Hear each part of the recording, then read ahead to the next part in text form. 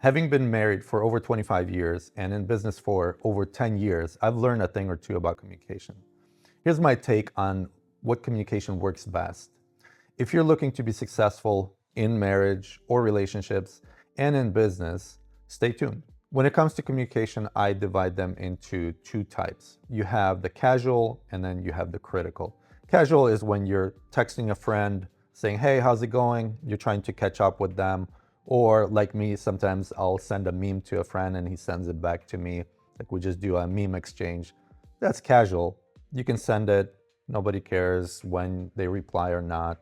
But when it comes to critical communication, that would be more time sensitive, urgent, information that's important that you're trying to send and then get a reply back to. When it comes to having great communication, one thing you want to understand is the effect of the other person's situation, who they are, what their personality type is, how they were raised, such as Gen Zs or the generational traits that a person may have. So let me give you an example of personality. Personally, I am an introvert, and when it comes to communication, especially when I was younger, there was some kind of a fear inside of me to be able to communicate well with people. Like I didn't really want to talk to people for whatever reason. I don't know if it was people pleasing, like I didn't know what to say, or I felt like they were judging me and how I say something, or the lack of information that I had. Whatever it was. I remember one time I was working, this was a little bit older, when I was a little bit older, I was working at a pharmacy and the pharmacist wanted me to answer phones. And when it comes to introverts, most introverts, if you put them on the phone, they will not do so well unless they've trained, they went through it. They don't want to answer the phone. They don't want to talk to people on the phone. I don't know if it's a fear of the unknown, like they're not sure who the person is, what they're going to be asking, how are they going to be asking things, are they going to yell at them, or whatever the case may be. But for introverts, being on the phone is very, very hard. I'm still an introvert and I am on the phone a lot these days, but that's because I went through and learned how to communicate. I learned just by repetition, communicating with people. Nothing's going to happen to you if you talk to a person on the phone. One thing to be aware of, again, if you're communicating with an introvert, there might be some anxieties that they have just being on the phone for whatever reason, for the way they were born, basically, the nature of their personality. Now, the other one that I just touched on is the generational traits. So if you have a Gen Z, Gen Alpha, they grew up sitting on the computer, sitting on the phone, texting, messaging, and never really talking on the phone or talking in person to people. They mostly talk online. So for them, it's almost like they've self-selected to be an introvert in that sense. Even if they're an extrovert, they're really talking through Messenger. When it comes to facial or FaceTime or like one-on-one communication, they don't do so well because they haven't learned how to communicate well in that case. So understanding, again, where the person is coming from, you can foresee how the communication will go. Now, the third part is the situation. In some cases, that person can be in the middle of something critical to them that you're not aware of. And in that case, they may not be replying fast enough, or they may not be communicating clearly enough because their emotions or something else is going on in their life.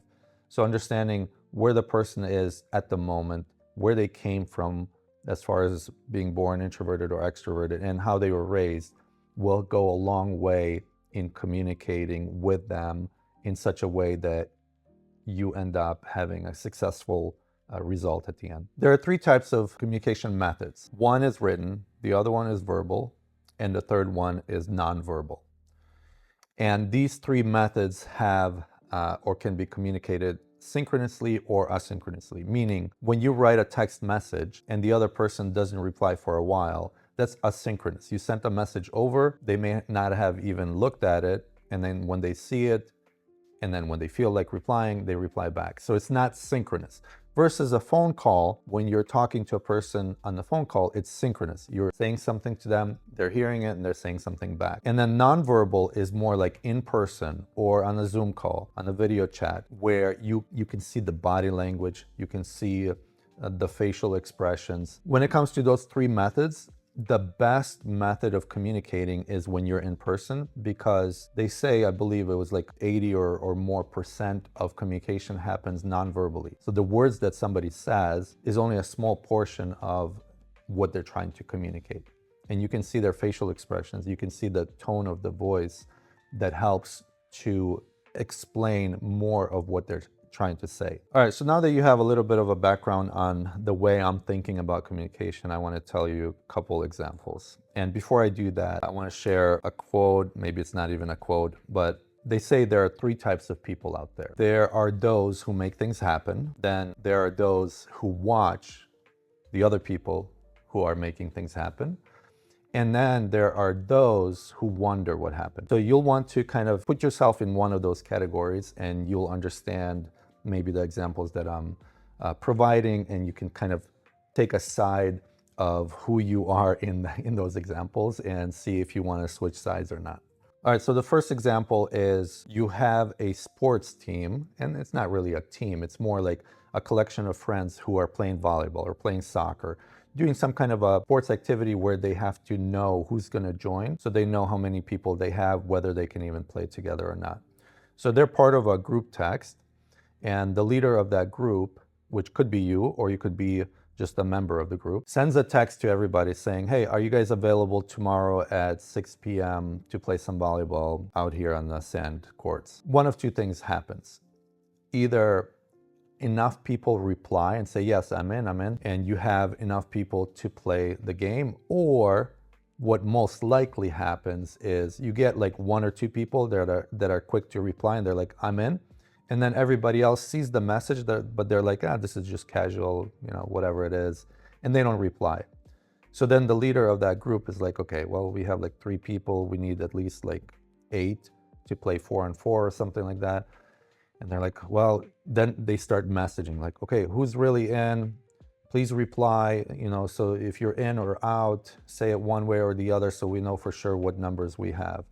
And then again, somebody else may join in and be like, I'm a maybe, or maybe somebody else says I'm in. So you get a certain number of people, but then there's a lot more people who are still not replying. They're not saying no, and they're not saying yeah, which makes it really hard for the person who organizes that game to see whether they're going to play or not play. So in that example, again, if you're the person who's moving, who's making things happen, so you're organizing this game, you want quick response so that you can say, okay, we got 8 people at least, we're good to go, let's move on. And you want to get it done and out of your way so you can focus on other things that you're trying to do. But if you're on the other side and you're like, this is just for fun, I may come, I may not come, so it's not really important to you, and then you're not replying.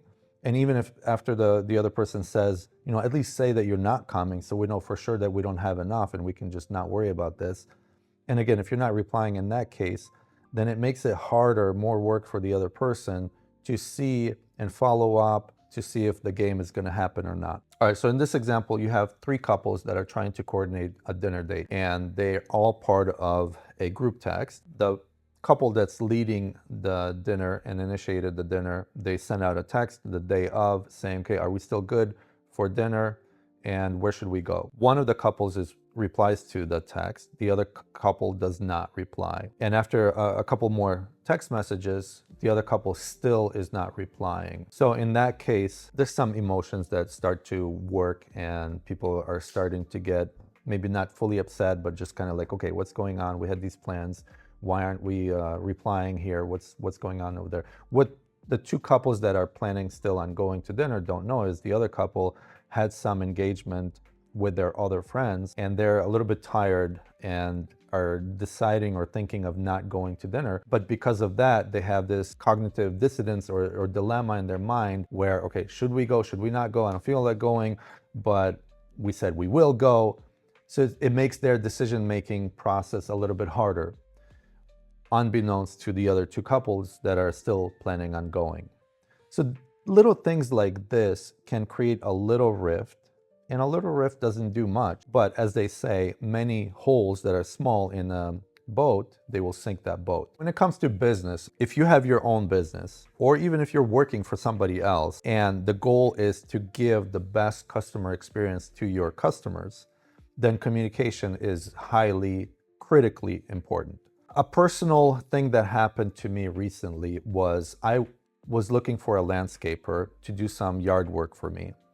And after looking at a few of them, a lot of them are very eager to come out to get you an estimate, or at least to set up an appointment to be able to give you an estimate. Then they come out, give you an estimate, and afterwards, sometimes you don't hear much from them. You may not even get the numbers yet. And in those cases, when you do get the number and you're like, okay, we're gonna go with this person, a lot of times you're not hearing anything afterwards. Like they'll give you a rough time frame. You're texting them back, nothing. You text them again, nothing. That's not a very good customer experience, obviously, right? When it comes to customer experience for businesses, replying right away is going to make the most sense. It's going to make the best experience for your customers. There are two thought patterns or schools of thought. Some people say, well, you need to reply on your own time. If somebody's messaging you and interrupting you and so on, you need to be able to prevent those interruptions so you can get your work done, which makes a lot of sense, right? And then the other school of thought is if you're getting a message, if you're sending messages out and you're trying to get vital information from somebody, you want that information as soon as possible. So now the disclaimer here is, depending what role you're in, depending what industry you're in, that makes one better than the other. So for me, I'm in construction. In construction, we need to coordinate things. We need to talk to people all over the place.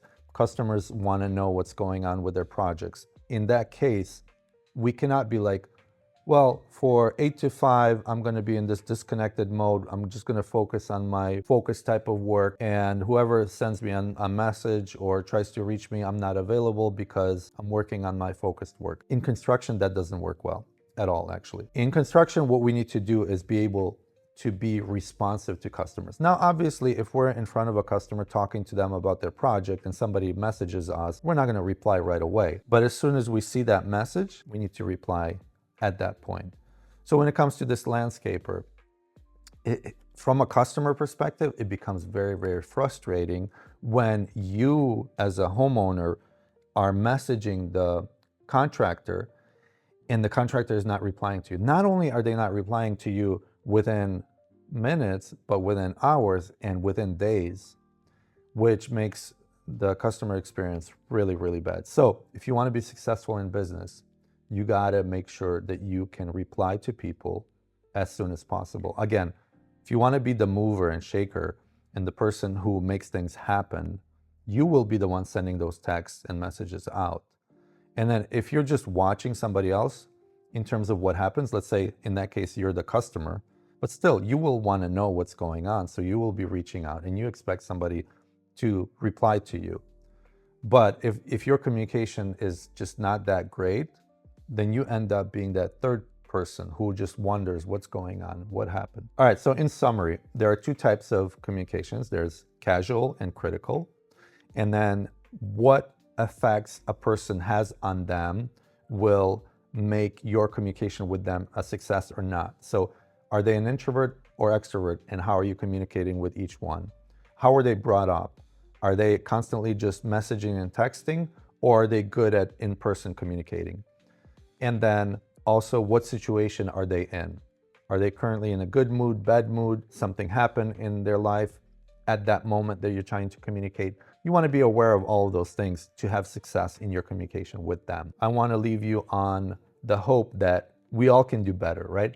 We can communicate better in terms of speed, and we can communicate better in terms of being clear, concise, and to the point. See you in the next video.